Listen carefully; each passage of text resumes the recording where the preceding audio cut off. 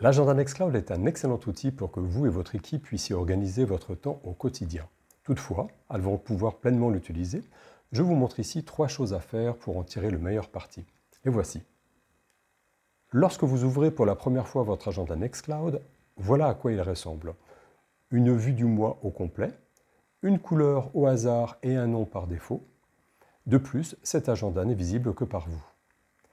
Tout d'abord, vous pouvez choisir une autre vue que celle mensuelle. Personnellement, j'aime bien une vue à la semaine.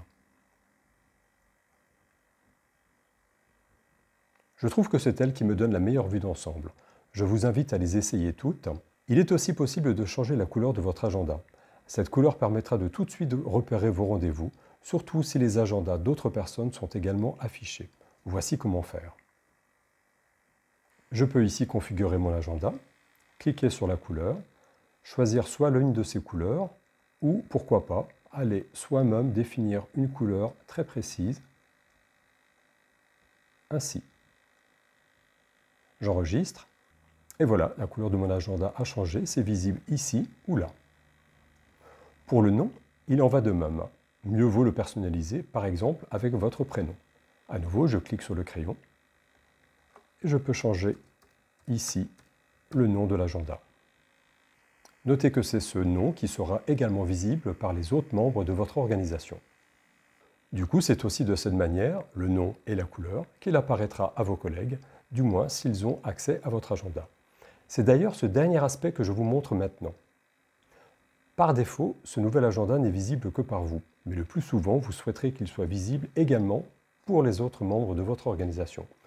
On peut choisir de partager son agenda avec une personne ou avec un groupe. Je vous montre.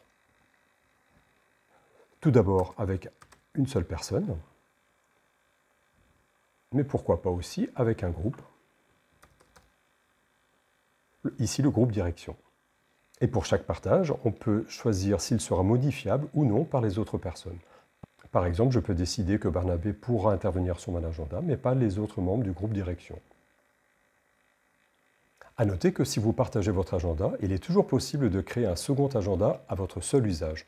Je vous conseille alors de choisir une couleur assez proche de l'autre agenda afin de repérer facilement tous vos rendez-vous. Voici comment faire. Je clique sur le plus, je choisis Nouvel agenda auquel je donne ce nom. Je valide avec la flèche. L'agenda est créé. En cliquant sur le plus, je vais pouvoir changer la couleur afin d'avoir une couleur qui se rapprochera de celle de l'autre agenda. Par exemple, celle-ci. J'enregistre, et voilà, on note que les deux couleurs sont très proches. Finalement, je vous conseille aussi de regarder les options générales concernant l'agenda. Celles-ci sont disponibles ici. Notons en particulier activer ou non l'agenda des anniversaires. Si vous indiquez la date de naissance de vos contacts, alors leur anniversaire sera affiché dans cet agenda. Activer ou non l'éditeur simplifié. Je vous conseille de ne pas cocher ceci. Cet éditeur simplifié ne permet par exemple pas de mettre un rappel lorsque vous créez un nouvel événement. Les autres options pourraient aussi s'avérer intéressantes. N'hésitez pas à les essayer. Et voilà, grâce à cela, votre agenda est désormais prêt à se remplir. Et je vous montrerai dans une prochaine vidéo comment utiliser au quotidien votre agenda Nextcloud. D'ici là, portez-vous bien.